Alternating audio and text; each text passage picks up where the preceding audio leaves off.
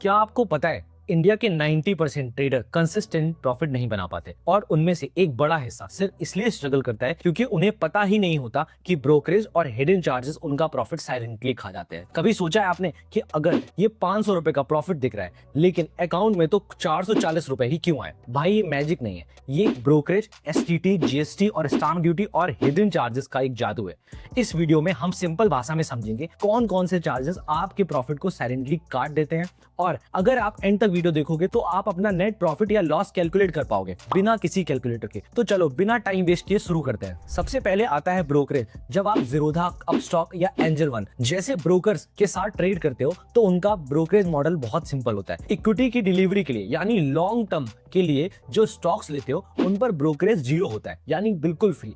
यही बात में जाके बदल जाता है इंट्राडे ट्रेडिंग के लिए, यानी ब्रोकरेज इंट्राडे ट्रेडिंग पर 20 रुपए फ्लैट होता है पर एग्जीक्यूटेड ऑर्डर, या फिर कह लो 0.03%। जो भी कम होगा वो आपको पे करना पड़ेगा। फिर फ्यूचर्स एंड ऑप्शन पर ब्रोकरेज 20 रुपए ही लगता है। तो एग्जांपल से समझते हैं, अगर 1 लाख रुपए की डिलीवरी स्टॉक खरीदते हो तो ब्रोकरेज 0 रुपए देना पड़ेगा।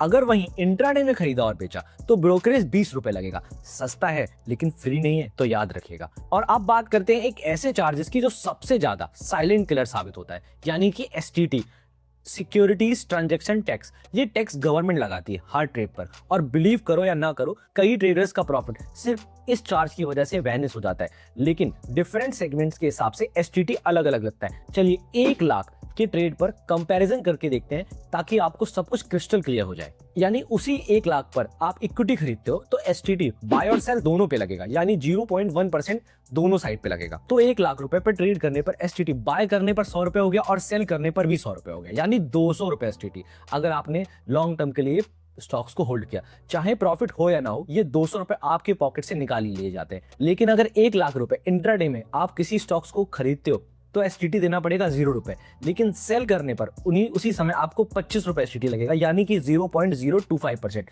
थोड़ा बेटर है लेकिन फिर भी डायरेक्ट प्रॉफिट में ही कटेगा।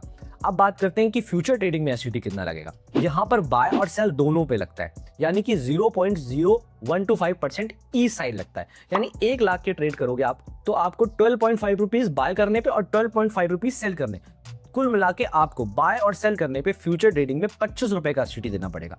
अब बात करते हैं एक बहुत बड़े पॉपुलर सेगमेंट की, ऑप्शन ट्रेडिंग आता है सबसे ज्यादा एसटीटी के जोन पर। ऑप्शन ट्रेडिंग एसटीटी लगता है सिर्फ सेल साइड पर, लेकिन रेट होता है 0.125%। चलिए 1 लाख रुपए पर समझते हैं कि कितना लगने वाला है। यानी अगर आप 1 लाख रुपए का प्रीमियम सेल करते हो ऑप्शंस में तो आपको 125 रुपए सिर्फ एसटीटी में ही चला जाएगा। And that's why option trading में एसटीटी सबसे ज्यादा चुभता है, स्पेशली स्कैल्पर्स और शॉर्ट टर्म ऑप्शन सेलर के लिए ये एक इंडिविजुअल लॉस की मशीन हो सकता है। लोग जब स्कैल्पिंग करते हैं तो सोचते हैं कि 200 रुपए का प्रॉफिट आएगा, लेकिन एसटीटी 125 रुपए चला जाता है। बाकी जीएसटी, ब्रोकरेज, एक्सचेंज चार्जेस मिलाकर उनके प्रॉफिट्स को ऑलमोस्ट जीरो बना देते हैं। मॉरल ऑफ द स्टोरी ये है कि प्रॉफिट दिख रहा हो तो सबसे पहले एसटीटी देख लो, पर असल में आप हार रहे होगे लेकिन चार्जेस के हाथों। अब बात करते हैं एक माइनर टैक्स की, यानी कि एक्सचेंज ट्रांजैक्शन टैक्स। एनएसई और बीएसई की फीस, ये चार्जेस एनएसई या बीएसई ही लेते हैं क्योंकि वो प्लेटफॉर्म यूज हो रहा होता है।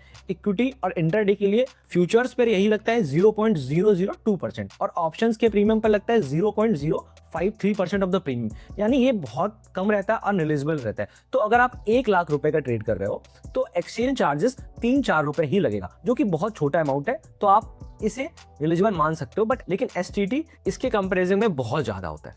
अब बात कर लेते हैं जीएसटी की, यानी goods and service tax. GST लगता है ब्रोकरेज प्लस एक्सचेंज चार्जेस पर, शेयर्स के प्राइस पे नहीं।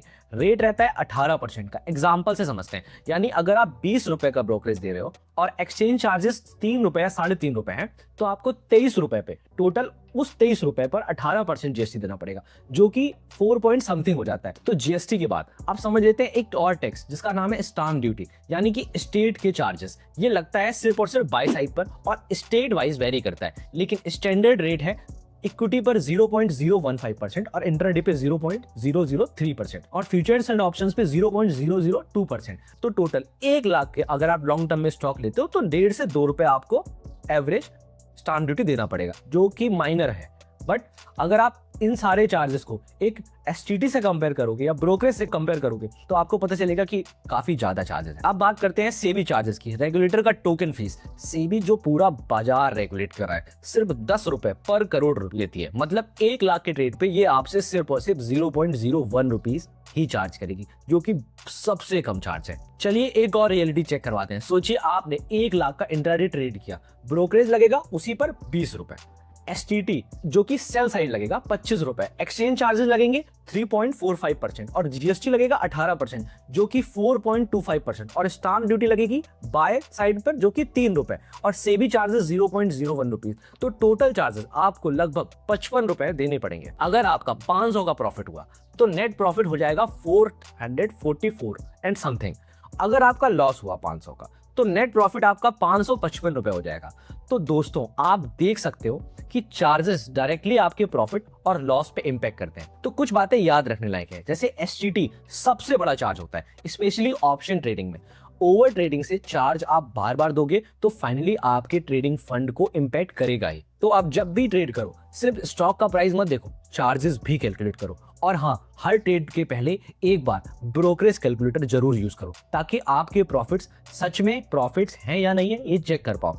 और अगर आपको डायरेक्ट ब्रोकरेज कैलकुलेटर का लिंक चाहिए तो कमेंट में कैलकुलेटर लिख दो, मैं आपको तुरंत लिंक भेज दूंगा। ट्रेडिंग करना स्मार्टनेस है और स्मार्टनेस तभी आती है जब हर एंगल से गेम को समझते हो आप। तो लाइक करो, शेयर करो और इस सीरीज की प्लेलिस्ट को सेव कर लो। तो मिलते हैं अगले वीडियो में जो एक और इन्फॉर्मेटिव वीडियो और एक और इंटरेस्टिंग वीडियो होने वाला है। तब तक के लिए ख्याल रखो, मिलते हैं अगले वीडियो में।